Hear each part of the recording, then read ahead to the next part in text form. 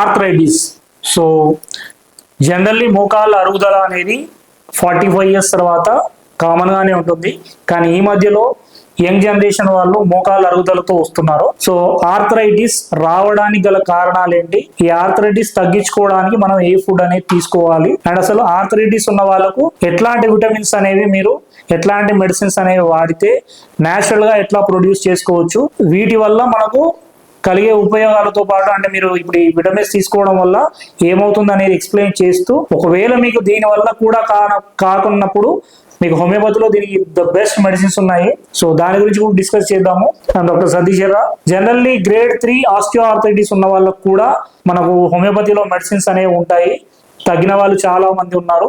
Even 65 years age లో కూడా without knee replacement మనకు తగ్గిన పేషెంట్స్ చాలా మంది ఉంటారు హోమియోపతిలో. టాపిక్ లోకి వెళ్దాము.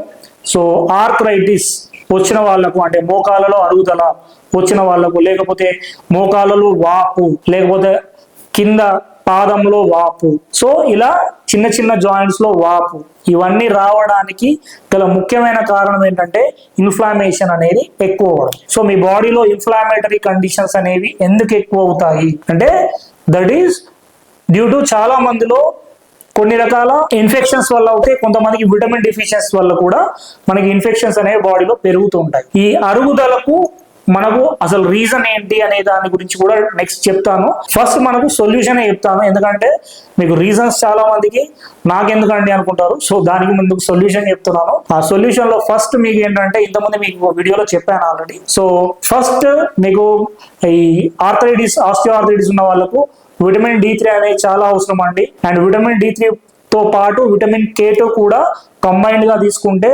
మంచిది. అండ్ థర్డ్ వన్ ఏంటంటే మీకు చాలా మందిలో ఈ విటమిన్ D3 K2 తో పాటు కాల్షియం సప్లిమెంట్స్ కూడా అందరూ తీసుకుంటూ ఉంటారు. సో ఈ కాల్షియం కూడా అవసరం అండ్ మెగ్నీషియం కూడా చాలా మందిలో అవసరం పడుతుంది. So not only calcium, magnesium కూడా తీసుకోండి. వీటితో పాటు గ్లూకోజినమైడ్ అనే ఒక కంపోనెంట్ అనేది చాలా అవసరమైన కంపోనెంట్ ఇది. సో ఇది మీకు ఎక్కడ అవైలబుల్ లో ఉంటుంది మీకు జనరల్లీ మార్కెట్ లో అంటే గ్లూకోజ్ అమైనో గ్లైకాన్స్ అని అంటాము. ఈ గ్లూకోజ్ అమైనో గ్లైకాన్స్ అనేవి మీకు టాబ్లెట్ల రూపంలో కూడా దొరుకుతున్నాయి. ఈ గ్లూకోజ్ అమైనో సల్ఫేట్ అని చెప్పేసి మీకు టాబ్లెట్ రూపంలో దొరుకుతుంది. అండ్ కాండ్రాయిటిన్ అనేది కూడా మీకు ఒక టాబ్లెట్ రూపంలో దొరుకుతుంది. గ్లూకోజ్ అమైనో సల్ఫేట్ అండ్ కాండ్రాయిటిన్ అనేవి మీరు రెగ్యులర్ గా మీకు విటమిన్స్ లో యాడ్ చేసుకుంటే చాలా మంచిది. అండ్ వీటితో పాటు ఇప్పుడు నేను ఇంకొక మేజర్ విటమిన్ గురించి కూడా మీకు ఎక్స్ప్లెయిన్ చేస్తున్నాను, దట్ ఈస్ విటమిన్ B3.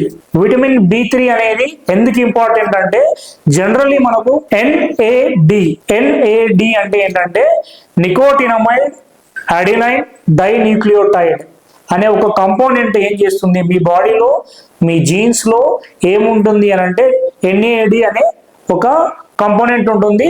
ఈ NAD ఏం చేస్తుందంటే జనరల్లీ మీకు ఎనర్జీని సెల్స్ నుంచి DNA కి ట్రాన్స్ఫర్ చేస్తూ ఉంటుంది. సో ఎప్పుడైతే ఈ NAD నికోటినమైడ్ అడినైన్ డైన్యూక్లియోటైడ్ అనేది మీ బాడీలో తగ్గుతుందో అప్పుడు మీకు ఈ ఎనర్జీ అనేది ATP అనేది ఈ ఎనర్జీ అనేది మీకు సెల్స్ నుంచి DNA కి ట్రాన్స్పోర్ట్ చేయడానికి ఈ NAD తగ్గిపోతుంది. సో NAD తగ్గిపోవడం వల్ల మనకు బాడీలో ఏమవుతుంది అంటే ఫస్ట్ ఈ మీకు ఎనర్జీని ట్రాన్స్ఫర్ చేసే ఈ ATP అంటే మనకు మైటోకాండ్రియాలో ATP అనేది ఎనర్జీ పవర్ హౌస్ కదా మైటోకాండ్రియా అనేది. సో ఈ ఎనర్జీని దీన్ని తీసుకుపోయే మీకు NAD తగ్గింది అనుకోండి ఏమవుతుంది మీకు జనరల్లీ అలసిపోతుంటారు. ఫస్ట్ ఫ్యాటింగ్ అనేది వస్తుంది. ఈ ఫ్యాటింగ్ అలసిపోవడంతో పాటు మీకు చాలా మందిలో మెటబాలిక్ డిసీజెస్ అని చెప్పేసి ఎక్కువ అవుతుంటాయి. ఈ మెటబాలిక్ డిసీజెస్ తో పాటు ఇన్ఫ్లామేషన్ కూడా పెరిగిపోతుంది, వాపు పెరిగిపోతుంది. జనరల్లీ ఎట్లాంటి మెటబాలిక్ డిసీజెస్ వస్తాయి ఈ NAD తగ్గిపోవడం వల్ల అంటే మీకు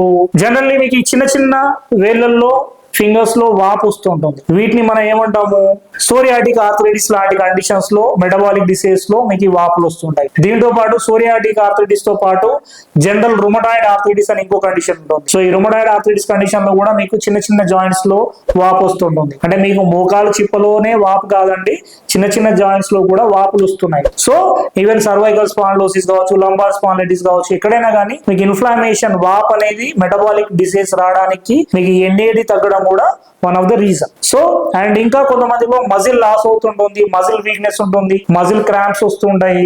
ఇవన్నీ కూడా మీకు NAD తగ్గడం వల్ల మీకు వస్తూ ఉంటుంది. దీనివల్ల ఏమవుతుందంటే మీకు కొంతమంది 20 ఏళ్ళ ఉన్న వాళ్ళు కూడా 40 ఏళ్ళ కనబడుతుంటారు. అంటే ఏజ్ అనేది కూడా ముసలి వాళ్ళలాగా కనిపిస్తుంటారు. ఏజింగ్ అనేది ఎర్లీగా వచ్చే ఛాన్స్ ఉంటుంది. నెక్స్ట్ ఏమవుతుంది, auto immune conditions, immune system అనేది డిస్టర్బ్ అవుతుంది. ఆల్టర్డ్ ఇమ్యూన్ సిస్టమ్ అంటాం. So immune system, auto immune disease కూడా మనకి ఎక్కువగా వచ్చే ఛాన్స్ ఉంటాయి. ఇప్పుడు ఏంటి, మనము ఈ NAD ఎక్కువగా ఉండే ఫుడ్ తీసుకుంటే మనకు ప్రాబ్లం సాల్వ్ అయిపోతుంది. ఇది ఎక్కడ ఉంటుంది, మనకు విటమిన్ B3 లో పుష్కలంగా ఉంటుంది. సో ఈ విటమిన్ B3 పుష్కలంగా ఉండే ఫుడ్ ఏంటి? సో NAD ఎక్కువగా ఉండే ఫుడ్ ఏంటి? విటమిన్ B3 ఎక్కువగా ఉండే ఆహార పదార్థాలు ఏంటంటే ట్యూనా ఫిష్ అంటాము. సో ఫిష్ లో ట్యూనా ఫిష్ అని ఉంటుంది, లేకపోతే ఏదైనా ఫిష్ తీసుకుంటే మంచిది, ఎందుకంటే ఈవెన్ దాంట్లో omega-3 ఫ్యాటీ యాసిడ్స్ కూడా ఉంటాయి. సో ఫిష్ తీసుకోండి.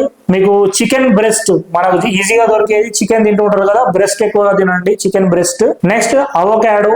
సో మరి వెజిటేరియన్స్ లో ఏం తీసుకోవాలంటే అవకాడో తీసుకోండి.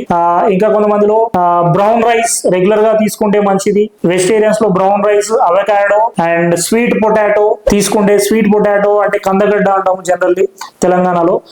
కందగడ్డ తీసుకుంటే, స్వీట్ పొటాటో కూడా మీకు ఈ NAD ఎక్కువగా ఉంటుంది, విటమిన్ B3 ఎక్కువగా ఉంటుంది. దీంతో పాటు గ్రీన్ పీస్, మీకు పచ్చి బఠానీలు అంటాం కదా, అవి తీసుకోండి. అండ్ పల్లీలు, బ్రౌన్ నట్స్, వీటిలో మీకు విటమిన్ B3 ఎక్కువగా ఉంటుంది. ఇవి తీసుకోవడం వల్ల మీకు జనరల్లీ విటమిన్ B3 పెరుగుతుంది. విటమిన్ B3 పెరగడం వల్ల మీకు ఈ NAD పెరుగుతుంది. NAD పెరగడం వల్ల మీకు ఇన్ఫ్లామేషన్ అంటే ఆర్థరైటిస్ లో ఉండే ఇన్ఫ్లామేషన్ తగ్గే ఛాన్స్ ఉంటుంది నేచురల్ గా. సో ఈ ఫుడ్ తో పాటు మీరు జనరల్లీ ఇంకా చాలా మందిలో vitamin D3 supplements, vitamin K2 ఎలా చెప్పాను మీకు, అది కూడా తీసుకుంటూ ఉండండి. రెగ్యులర్ గా మీకు డోసేజ్ అనేది యాజ్ పర్ ద ఏజ్ మారుతూ ఉంటుంది. అండ్ రెగ్యులర్ గా మీరు విటమిన్ D3 చెక్ చేయించుకుంటూ ఉంటే మంచిది అంటే ఆర్థరైటిస్ కండిషన్స్ లో. ఎందుకంటే మాక్సిమం ఆఫ్ ద పేషెంట్స్ లో విటమిన్ D3 తగ్గుతుంది, కాల్షియం తగ్గుతుంది, విటమిన్ B3 తగ్గుతుంది, ఇలా మెగ్నీషియం కూడా తగ్గే ఛాన్స్ ఉంటుంది. సో ఈ ఫుడ్ లో మీకు మీరు కవర్ చేసుకోవచ్చు. అండ్ ఇంకా నేను grade 3 osteoarthritis, even grade 4 osteoarthritis ఉన్న వాళ్ళలో, పెద్దవాళ్ళలో కూడా హోమియోపతి మెడిసిన్స్ ఇచ్చి కంప్లీట్ గా సర్జరీ లేకుండా, నీ రిప్లేస్మెంట్ లేకుండా తగ్గిన వాళ్ళు చాలా మంది ఉన్నారు. Thank you for watching.